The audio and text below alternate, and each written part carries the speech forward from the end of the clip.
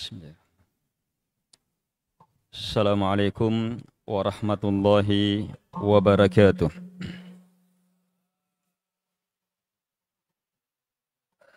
Alhamdulillah. Wassalatu wassalamu ala rasulillah wa ala alihi wa ashabihi wa man tabi'ahum bi ihsan ila yaumil qiyamah, amma ba'd. Ma'asyiral muslimin wal muslimat, jamaah subuh yang dimuliakan oleh Allah Subhanahu wa ta'ala. Sampai saat ini, mulai dari sejak bangunnya kita, Allah Subhanahu wa ta'ala telah menganugerahkan kepada kita rahmat yang teramat banyak, kasih yang teramat mendalam, nikmat yang tak terhingga. Cukup sekedar mulai dari terbangunnya kita sampai duduknya kita di tempat terbaik ini. Nikmat demi nikmat darinya tidak akan mungkin lagi kita bisa hitung. Apalagi kalau ditambah dengan hari kemarin. Hari kemarinnya lagi. Hari kemarinnya lagi. Kemarinnya lagi. Maka benar sebagaimana penegasan Allah Subhanahu wa ta'ala, wa in ta'uddu ni'matallahi la tuhsuha. Jika kalian menghitung-hitung nikmat Allah, maka pasti kalian tidak akan mampu menghitungnya. Teramat besar nikmat darinya. Teramat luas rahmat yang melingkup kita. Teramat dalam kasih terhadap kita. Yang kurang dan sangat kurang adalah kesyukuran kita kepada pemberi nikmat. Kesyukuran kita kepada yang maha merahmati. Padahal kewajiban bersyukur harus terus-menerus kita wujudkan, harus terus-menerus kita tegakkan, yang walaupun kita telah kerahkan segenap kemampuan, sepenuh hati, jiwa, raga dan harta kita, guna mewujudkan kesyukuran terhebat, maka yakinlah apa yang harus disyukuri masih lebih besar lagi. Karena itulah, seiring dengan kesyukuran hamba dalam mewujudkan penghambaan kepada Allah Subhanahu wa ta'ala, maka beristighfar, senantiasa memohon ampunan kepada Allah Subhanahu wa ta'ala, harus terus-menerus membasahi lisan kita. Karena itulah disyariatkan istighfar di akhir-akhir ibadah besar. Sehabis sholat, bukan sehabis berdosa, tapi sehabis sholat disuruh beristighfar. Astaghfirullah, astaghfirullah, astaghfirullah. Padahal habis sholat. Habis Ramadan, diperbanyak istighfar. Sehabis haji, dituntunkan beristighfar. Karena istighfar yang menyusul ibadah, yang ibadah merupakan bentuk kesyukuran, istighfar ini menjadikan ibadah itu terjaga. Menjadikan ibadah itu semakin meningkat dan menjadikan ibadah itu siap untuk mewujudkan ibadah selanjutnya. Kaum muslimin dan muslimat yang dimuliakan oleh Allah Subhanahu wa ta'ala, nikmat yang Allah anugerahkan kepada kita sampai saat ini teramat banyak. Coba hitung-hitung, kita baru saja tidur. Waj'alna naumakum subata, kata Allah. Dan kami jadikan tidurnya kalian subata, sesuatu yang mengistirahatkan. Sebelum tidur, woi capek sekali. Apalagi panitia. Tenama kulle mempo. Tinggal berbaring, menanti mata tertutup. Kadang dalam kondisi seperti itu, masuk telepon lagi. Tinajikni. Tenanu. Bangun lagi. Tapi akhirnya tertidur juga. Sesaat tertidur, tidak bisa diganti dengan obat apapun. Tidak bisa diganti dengan makanan apapun. Tidak bisa diganti dengan kegiatan, olahraga, meditasi, apapun. Hanya dengan tidur, teristirahatkan jantung, hati, seluruh anggota tubuh. Bahkan hanya dengan tidur, pikiran, batin, jiwa bisa kembali normal, kuat, dan siap menyongsong hari-hari selanjutnya. Nikmat besar tidur itu. Ada banyak orang datang ke dokter, tidak bisa tidur.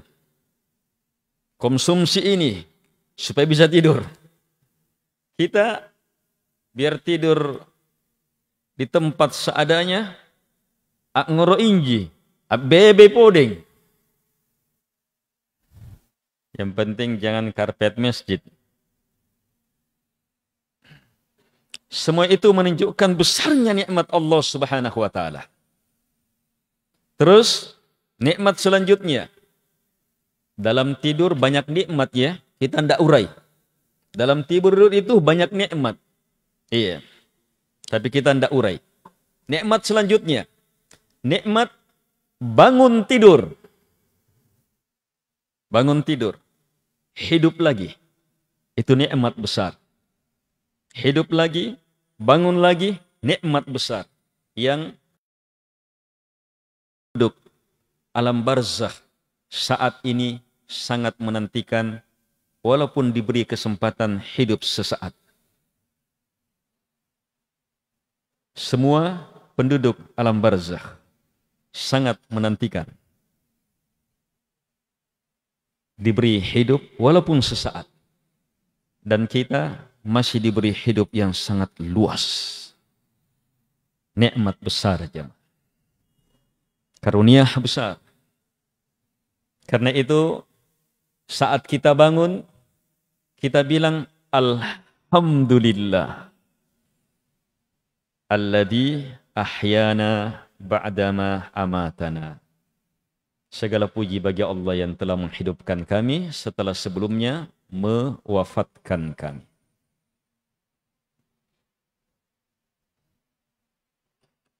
Ketika kita bangun, lihat, ketika kita bangun, kita diberi nikmat khusus. Kalau yang tadi, orang kafir dan semua manusia dapat. Binatang dalam beragam jenisnya dapat juga. Nikmat tadi itu. Tidur, bangun, hidup. Tapi kalau yang ini khusus. Begitu terbangun, di dalam hati menginginkan sesuatu yang sangat besar dalam hidupnya. Beribadah kepada Allah Subhanahu wa ta'ala. Terdengar suara dari masjid. Langsung sampai tahu mau sholat. Terdengar panggilan dari masjid. Langsung mau ke masjid. Keinginan ini jamaah, bangun, kemudian langsung terfikirkan, sembahyang deh. Saya mau ke masjid deh. Keinginan itu adalah nikmat besar. Tanda dari tanda-tanda orang-orang mendapatkan taufik yang sangat istimewa.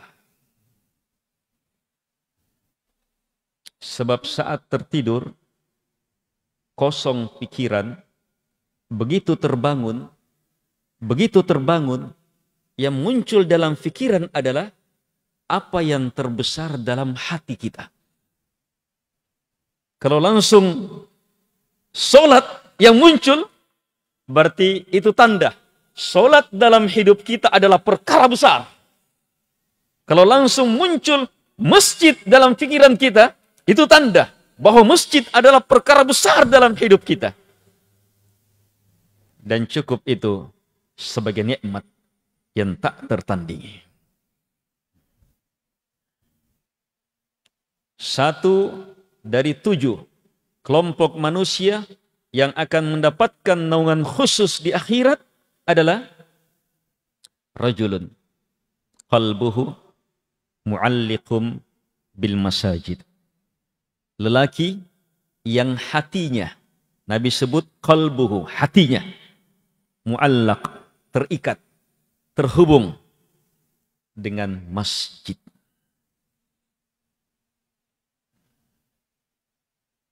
Kalau saat orang sadar, apalagi habis membaca ayat-ayat, hadits-hadits yang menjelaskan kemuliaan masjid, keutamaan sholat di masjid dan seterusnya, kemudian ingin datang ke masjid, itu bagus. Tetapi saat orang tidak sadar, tidur, begitu bangun, langsung masjid yang dia inginkan, itu dahsyat, luar biasa itu. Dan syukuri nikmat itu jamaah. Harus jaga nikmat itu. Jangan sampai dicabut dari hati-hati kita.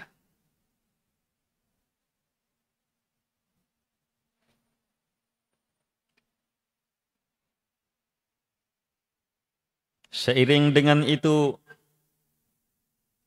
kita diberi kesempatan, ada yang diberi kesempatan witir, salat malam, walaupun 2 rakaat, atau mungkin hanya 1 rakaat, tetapi itu istimewa betul. Nikmat besar betul. Dan secara umum, kita diberi nikmat yang mengalahkan dunia beserta segala isinya. 2 rakaat sebelum subuh. Rakaat al-fajr. Khairum minad dunya wa ma fiha. 2 rakaat subuh lebih baik daripada dunia beserta segala isinya. Seluruh kekayaan di Takalar, Sulawesi Selatan, seluruh Sulawesi, bahkan kekayaan di dunia, Indonesia, dunia, itu tidak berarti jika dibandingkan dengan nikmat 2 rakaat sebelum subuh. Kita juga sudah dapat di situ. Banyaknya sudah. Setiap nikmat tidak bisa dihitung. Tertidur itu, tidak bisa dinilai dalam bentuk uang.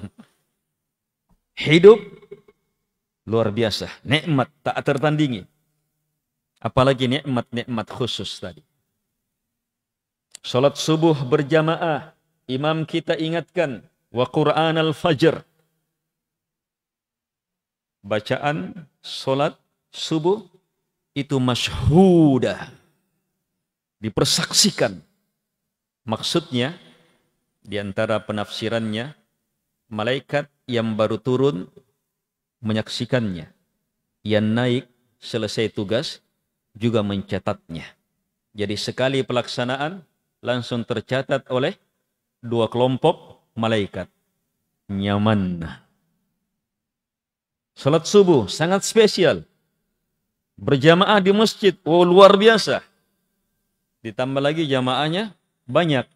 Sama-sama berjamaah, dapat salat jamaah. Tetapi salat jamaah yang satu dengan jamaah yang lainnya bisa berbeda lagi pahalanya. Dengan apa perbedaan? Dengan jumlah jamaah yang hadir. Dengan jumlah jamaah yang hadir, maka lebih besar lagi pahala jamaahnya. Dan Allah beri hal itu kepada kita. Nikmat besar. Belum lagi dalam solat, dalam solat terdapat banyak sekali nikmat. Iya, mulai dari niatnya, bacaan-bacaannya, doa-doanya, dikir-dikirnya, ayat demi ayatnya, banyak sekali nikmat di dalamnya. Satu nikmat dari bacaan solat sudah bisa mengalahkan dunia beserta segala isinya. Baiknya Allah kepada kita, luasnya rahmatnya. Dan saat ini jamaah, kita berada dalam majelis ilmu. Raudah. Raudah juga ini. Taman dari taman surga. Kalau pergi haji atau umrah, orang kejar raudah yang ada di Masjid Nabawi. Ma baina mimbari wa baiti raudatun min riyadil jannah. Antara mimbarku dan rumahku, kata Nabi, ini jarak mimbar dan rumahku, kata Nabi, raudah, taman dari taman-taman surga. Makanya orang berebutan salat di situ, berzikir di situ, berdoa di situ. Supaya apa? Dengan amalan di situ orang mengharapkan bisa berada di taman surga di akhirat. Tetapi berbahagialah jamaah. Raudah bukan hanya ada di Masjid Nabawi. Raudah bisa berada di seluruh tempat di dunia ini. Apa itu? Majlis-majlis ilmu. Tempat-tempat yang di dalamnya hamba diingatkan kebesaran Allah, kemuliaan Allah, keagungan Allah, ketinggian Allah, kehebatan dan mahabesarannya Allah Subhanahu wa ta'ala. Majlis-majlis ilmu adalah tempat-tempat yang kata Nabi, riyadul jannah, taman-taman surga. Kita pun berada dalam majlis ilmu saat ini.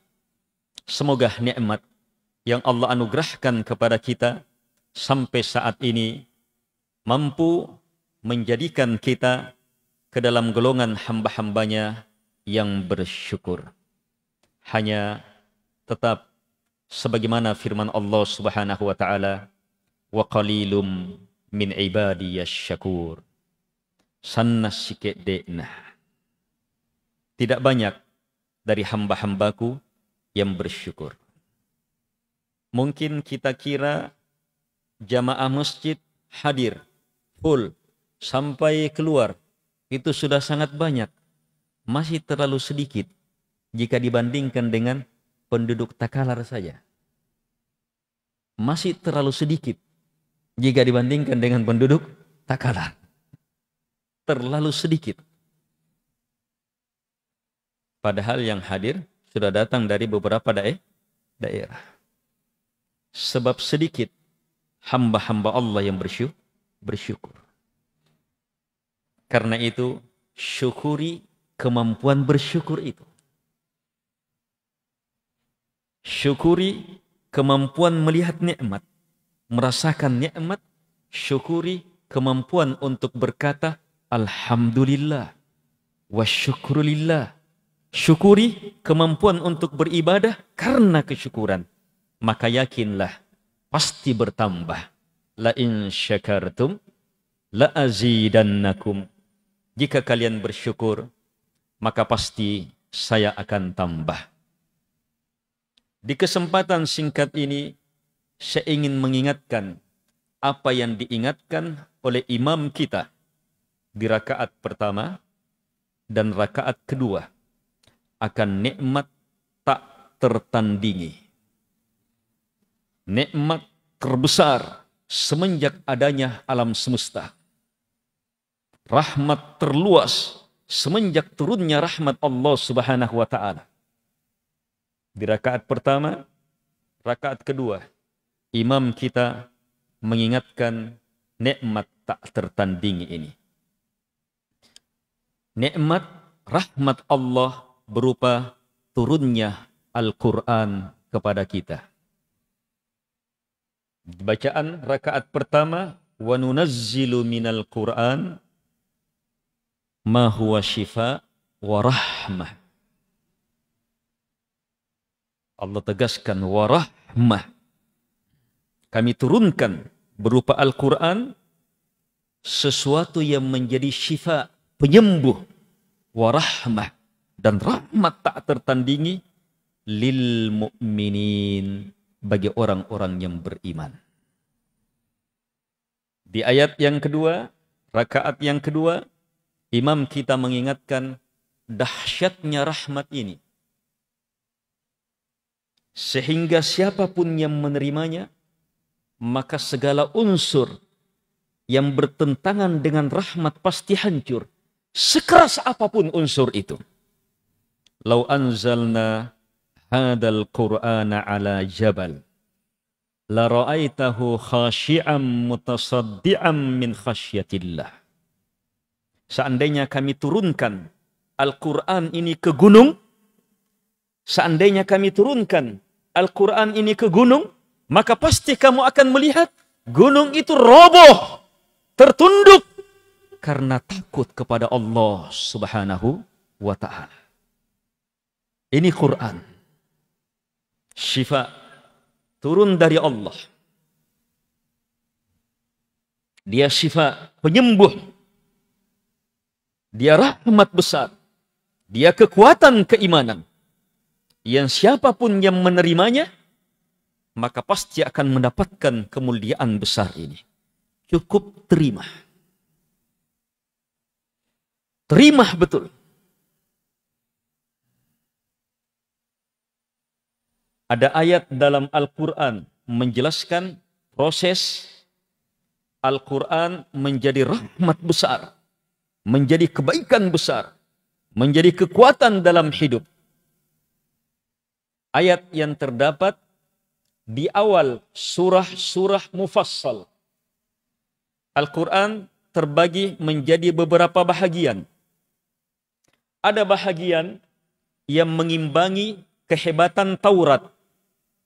7 surah panjang yang pertama. Ada bahagian yang mengimbangi keluasan rahmat dalam Injil. Ada bahagian yang mengimbangi ketinggian dan kekuatan hukum yang ada pada Taurat. Itu semuanya terdapat dalam surah-surah Al-Quran. Sampai sebelum surah Qaf. Dan mulai dari surah Qaf, dalam pendapat yang paling kuat, namanya surah mufassal. Surah Qaf sampai An-Nas. Ini mufassal. Ini khusus hanya ada dalam Quran. Jadi Al-Quran di dalamnya terkandung ilmu terhebat, termulia, tertinggi, terluas kitab-kitab sebelumnya. Dan ditambah lagi dengan surah-surah tak tertandingi. Awal surah itu surah Qaf. Di beberapa ayat sebelum terakhir surah Qaf, Allah tegaskan rahasia besar bagaimana menjadikan Al-Quran rahmat dalam hidup kita, kekuatan dalam hidup kita, ilmu tak tertandingi, bahkan bagaimana menjadikan Al-Quran ruh dalam kehidupan kita dan cahaya dalam kehidupan alam dunia, barzah dan akhirat kita. Allah Subhanahu wa taala berfirman, "Inna fi dzalika ladzikra liman kana lahu qalb aw alqa sam'ah wa huwa syahid." Sungguh dalam perkara itu, perkara sebelumnya, awal surah Qaf wal Qur'anil Majid. Qaf kemudian sumpah. Awal surah Qaf kemudian apa? Sumpah Allah wal Qur'anil Majid. Demi Al-Quran kata Allah. Demi Al-Quran Al-Majid ini yang kebaikannya, berkahnya, kemuliaannya sangat luas tak terbatas. Itu makna Majid. Demi Al-Quran yang sangat luas keberkahannya, kebaikannya, ilmunya yang tak terbatas ini. Setelah itu Allah paparkan ayat-ayatnya. Di akhir surah Allah katakan, "Inna fi dzalika", sungguh dalam perkara tadi pada Al-Quran, pada ayat-ayat Allah, la dzikra, betul-betul akan menjadi pelajaran besar, ilmu besar, rahmat tak tertandingi, betul-betul akan menjadi kebaikan yang tak tertandingi. Liman kana lahu qalb, bagi mereka yang memiliki hati. Ini syarat pertama. Au alqa sam'ah, dia pasang pendengarannya. Dia mau mendengar. dia pahami, dia pasang pendengarnya, dia mau mendengar. Wa huwa syahid, dan dia dalam keadaan hadir, tidak terlalaikan. 3 hal yang dengannya Al-Quran akan tembus masuk ke dalam hati kita. Yang pertama, siapkan tempat menampung Al-Quran. Hati. Harus siapkan hati. Yang kedua, buka jalur masuk. Biar sudah ada tempatnya, biar sudah ada rumahnya, tapi belum ada jalan masuknya, maka tidak bisa sampai. Harus buka jalur masuk. Pendengaran, pahami, betul-betul mau kita ikuti. Aw alqas sam'a. Yang ketiga, hindari, jauhi penghalang-penghalang sampainya Al-Quran. Biar sudah ada tempatnya, ada rumahnya, ada jalannya, tetapi jalan itu ada yang kasih batu besar, ada yang kasih tembok. Tidak bisa ditembus, sebab ada penghalangnya.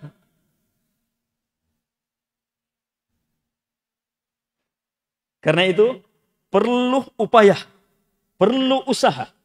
3, agar supaya rahmat besar ini betul-betul kita miliki. Dalam surah Ar-Rahman, Allah Subhanahu wa taala mengingatkan rahmat demi rahmatnya, kebaikan demi kebaikannya. Ternyata pemaparan rahmat demi rahmat ini, yang pertama yang Allah sebut, itulah yang terbesar. Ar-Rahman 'allamal Qur'an. Baru penciptaan kita. Khalaqal insan. Baru pengajaran ilmu dan seterusnya. Yang pertama adalah 'allamal Qur'an. Ar-Rahman itu, Allah yang Maha merahmati itu, dia yang mengajarkan ilmu Al-Quran. Itulah rahmat terbesar. Kita mampu merasakan rahmat, merasakan nikmat, maka harus kita mampu merasakan dan melihat rahmat yang lebih besar dari semuanya. Al-Quran ini. Yang baru saja kita berada di bulan penggemblengan Al-Quran, bulan Ramadan. Saking hebatnya Ramadan mendidik kita bersama Quran. Man nasanna kutuna tawah, membaca Quran pasti dibaca juga. Bahkan walaupun dia tidak baca, pasti semakin banyak dia dengar Al-Quran. Sahabat tarawih. Kalau orang ikut tarawih, banyaknya itu Al-Quran. Banyak sekali ayat-ayat. Apalagi kalau targetnya di masjid itu selesai satu Al-Quran. Tamat dalam bulan Ramadan. Walaupun dia tidak baca, tamat mendengarnya. Kita didekatkan betul dengan Al-Quran di bulan Ramadan. Hendaknya jamaah mampu kita pertahankan. Terus kita miliki. Salah satu caranya, perhebat 3 ini. Perhebat hati yang menerima Al-Quran. Harus siapkan hati. Pasang pendengaran. Betul-betul mau kita ikuti. Yang selanjutnya, hindari sebab-sebab terhalangnya kita dari Al-Quran. Bagaimana mempersiapkan hati? Bagaimana mempersiapkan hati? Allah jelaskan di akhir surah Qaf. Di akhir surah Qaf, Allah jelaskan bagaimana kondisi hati yang terhebat yang akan mendapatkan manfaat Al-Quran. Fadzakir bil Qur'ani may yakhafu wa'id. Maka berilah peringatan melalui Al-Quran mereka-mereka yang yakhafu wa'id, yang takut terhadap ancaman. Punya khauf, punya takut terhadap ancaman. Ini kekuatan hati. Hati yang saat mendengar, saat membaca, saat menelaah Al-Quran, yang bisa menjadikan Al-Quran sebagai sumber kekuatannya, sebagai ruh, sebagai obat bagi hatinya, adalah hati yang dalam suasana dipenuhi dengan takut kepada Allah Subhanahu wa ta'ala. Coba praktekkan. Tidak usah baca yang sulit-sulit dulu. Yang jelas-jelas gampang. baca suratul Fatihah. Baca alhamdu. Baca alhamdu. Sudah ditahu juga terjemahannya secara umum, global. Baca alhamdu. Tapi dengan hati yang takut kepada Allah. Itu beda. Sangat berbeda hasilnya. Hati takut kepada Allah Subhanahu wa ta'ala.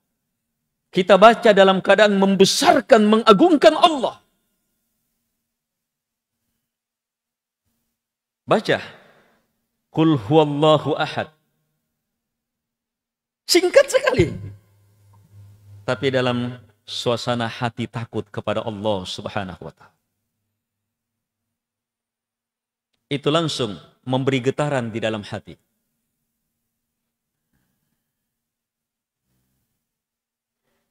Praktis sekali.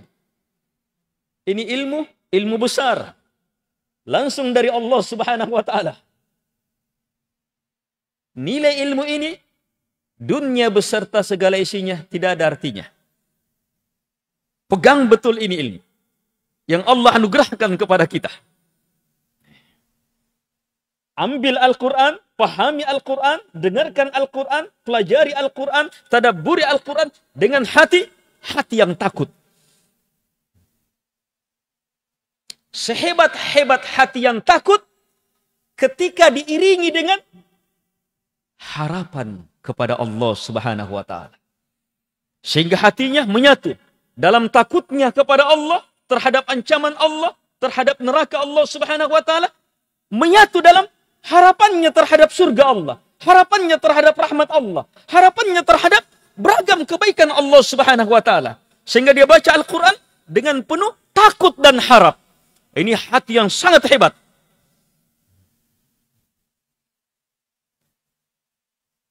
Selanjutnya, kondisi hati yang ketiga. Dan inilah yang akan menjadikan takut dan harapan itu benar. Yaitu apa? Kondisi hati hanya mencintai Allah Subhanahu wa ta'ala, tidak lagi yang lainnya. 3. Baca Al-Quran dengan penuh cinta kepada Allah, dengan penuh harap kepada Allah, dengan takut membesarkan Allah Subhanahu wa ta'ala. Maka bacaan Quran kita langsung menguatkan hati, membersihkan hati, langsung menjadi rahmat bagi kita, menjadi cahaya dalam hidup kita, menjadi ruh dalam kehidupan kita. Itu langsung itu. Dosa langsung praktekkan. Baca Qul huwallahu ahad.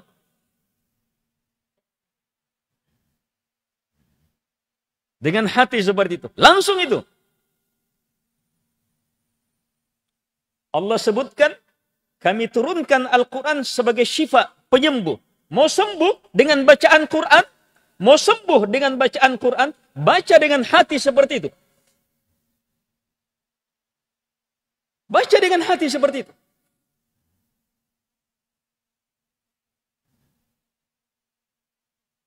Syarat yang kedua, awal qasam'ah, pasang pendengaran. Pasang pendengaran, di dalamnya terkandung hal-hal sebagai berikut. 1, terpahami. Iya. Kalau ada orang bilang, oh nalangi rekmi. Nalangi rekmi. Apa artinya? Dia sudah pahami.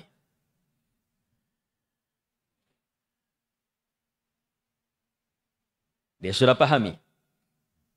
Jadi memasang pendengaran artinya apa? Berusaha memahaminya. Dan ini sangat penting. Walaupun hati sudah siap, tetapi kita salah mendengar, maka salah yang masuk. Salah paham, maka salah masuk. Harus benar dalam memahami. Harus benar dalam mendalami. Harus benar dalam mencermati. Dan alhamdulillah saat ini dimudahkan betul ilmu-ilmu Quran itu. Tafsir-tafsir para ulama. Bahkan tafsir Al-Quran dengan Al-Quran. Tafsir Al-Quran langsung dari petunjuk Nabi. Tafsir Al-Quran langsung dari petunjuk para sahabat. Tafsir Al-Quran langsung dari petunjuk murid-murid para sahabat. Sampai imam-imam kaum muslimin saat ini. penuh. Bukan lagi penuh di perpustakaan, sudah penuh di HP. Berbahasa Indonesia, juga sudah banyak. Bahkan semua bahasa sudah ada. Mau bahasa Jerman, mau bahasa ini. Bahasa Makassar yang belum ada.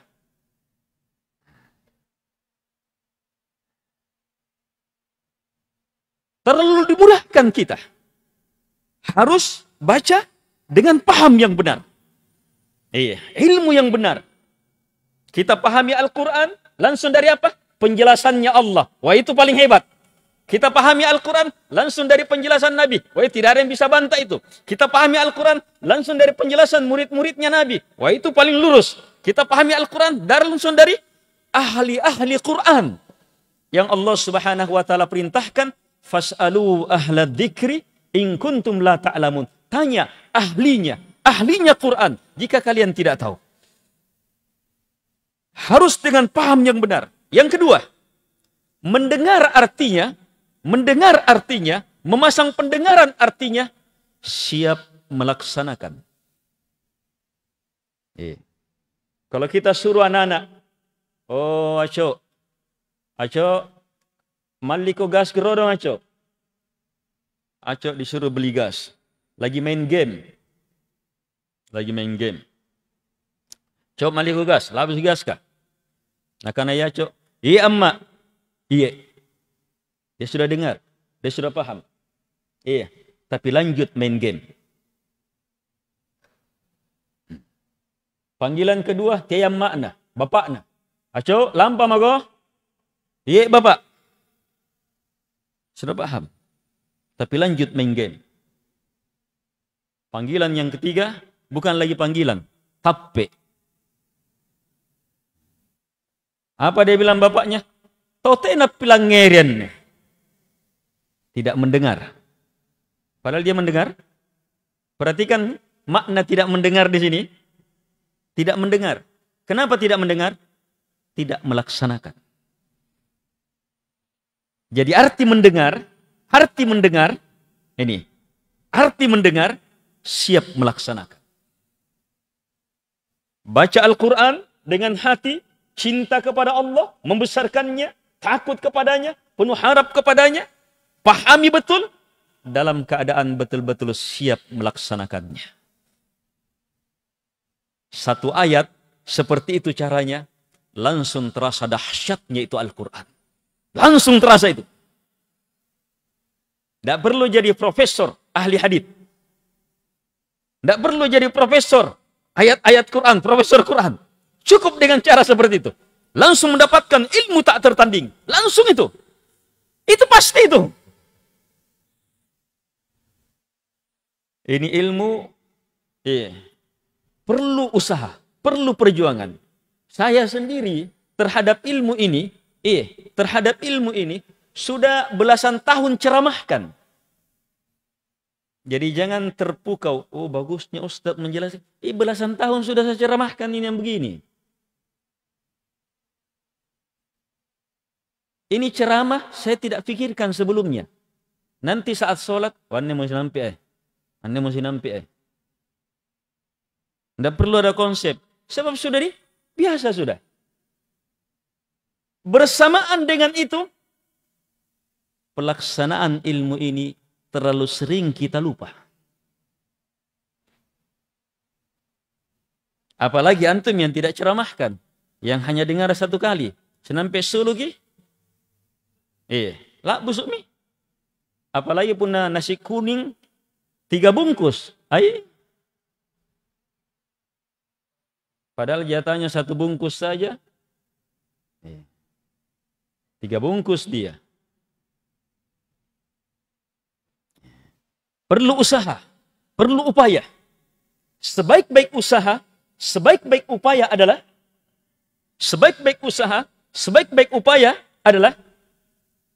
praktekkan terus melalui ayat-ayat yang kita sudah hafal. Dan sehebat-hebat praktek yang langsung mendapatkan pahala adalah saat sholat. Saat sholat, langsung praktekkan seperti itu. Sebab saat sholat itu kita didukung betul untuk mempersiapkan hati. Dalam keadaan tohara lagi, dalam keadaan suci lagi, memang mau menghadap Allah Subhanahu wa taala, dalam keadaan tenang, dalam keadaan khusyuk, memang dibantu kita. Dan di antara hal yang sangat membantu kita adalah amalkan, ajarkan ilmu ini. Maka kita akan terbantu terus untuk mengingat ilmu ini. Dan ada satu kondisi, kapan kita bisa wujudkan kondisi ini, maka betul-betul kita akan diberi ilmu yang hebat. Apa itu? Amalkan ilmu ini dalam kondisi banyak orang-orang lalai di dalamnya. Banyak-banyak orang tidak baca Quran, tapi dia bisa baca Al-Quran di situ. Itu. Banyak-banyak orang terlalu sibuk mengurus ini, tetapi dia tetap sempatkan dirinya baca Quran, tadabburi Al-Quran. Makin apa? Akan diberi ilmu lebih dari yang lainnya. Yang ketiga, yang terakhir.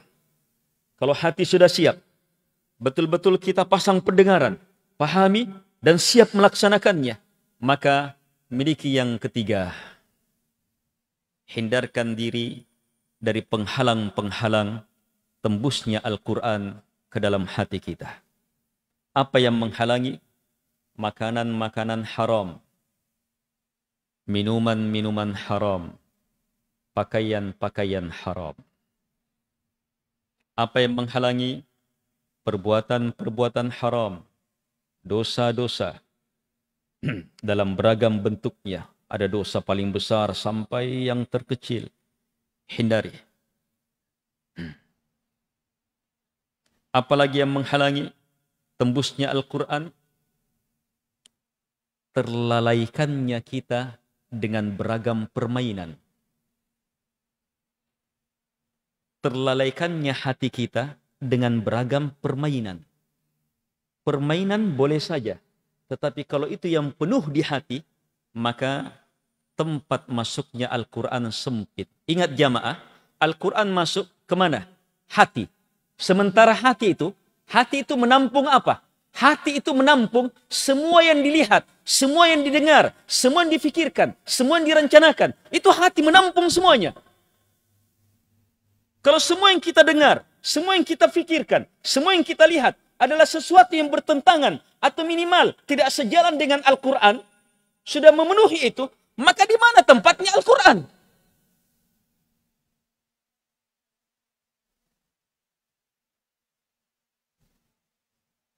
Jadi, bagaimanapun usaha kita, bagaimanapun hebatnya upaya kita, kalau kita tidak siapkan hati kita, perluas hati kita, jauhkan dari hal-hal yang membuatnya sempit, jauhkan dari hal-hal yang membuatnya kecil, maka apa? Usaha kita, kalaupun berhasil, maka tetap yang diisi sedikit. Kita mau mengisi, tetapi kita hanya punya hati kita ibarat apa? Air gelas. Seperti air aqua ini. Gelas aqua kecil. Maka yang diisi apa? Biar kita punya satu tangki. Ini banyak satu tangki ini, mau saya ambil ini.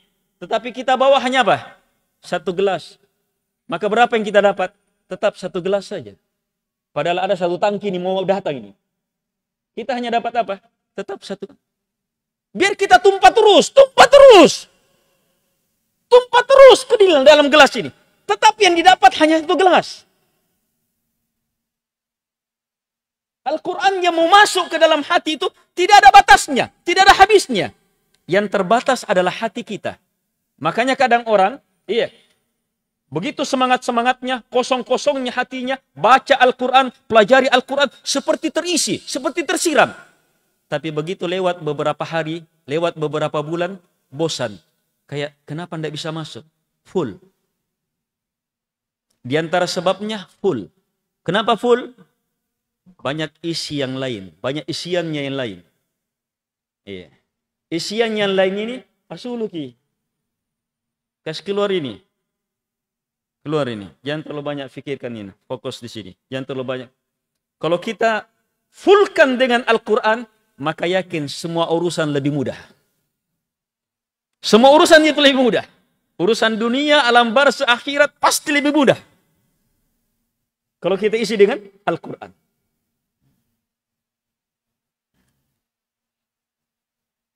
Jadi hati harus betul-betul kita isi.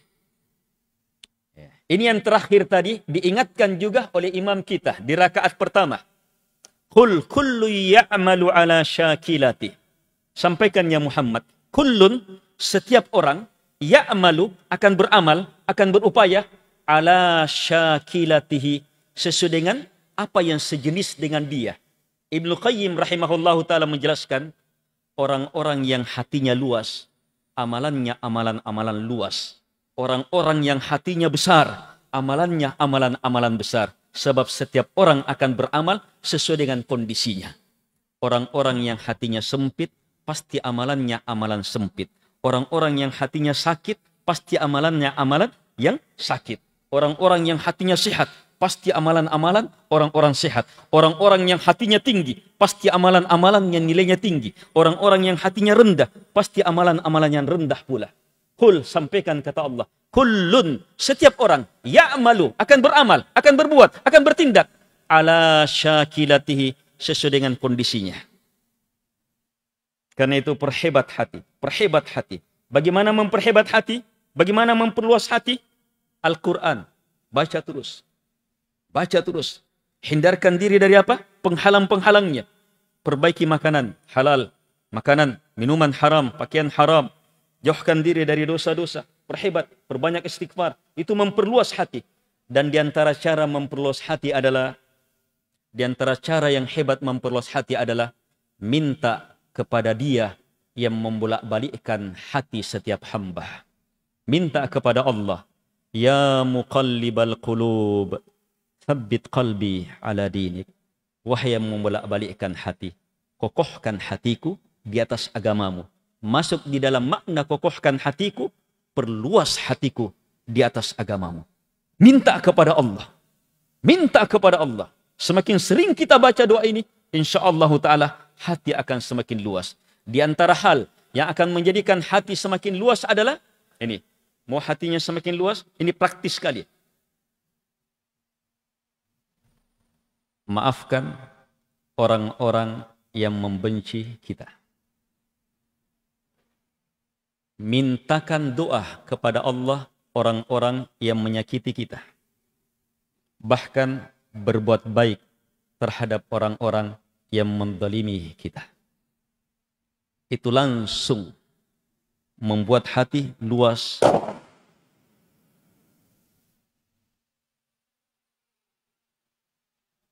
Akan membuat hati luas seluas-luasnya.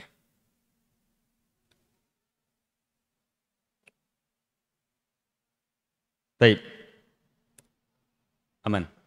Kaum muslimin dan muslimat yang dimuliakan oleh Allah Subhanahu wa taala. Apa yang ketiga tadi? Yang menghalangi. Iya, apa yang menghalangi? Dosa.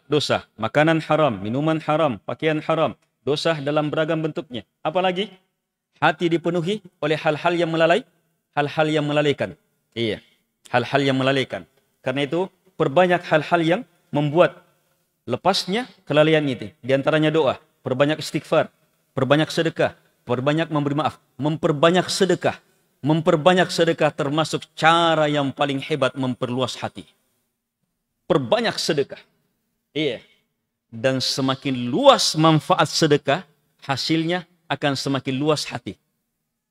Semakin luas manfaat sedekah, semakin luas hati. Ada orang kasih sedekah. Iya, untuk apa? Orang miskin. Luar biasa, baik, luas hatinya. Tapi ada orang kasih sedekah, orang miskin dan sekaligus keluarganya. Oh, semakin luas. Sebab apa?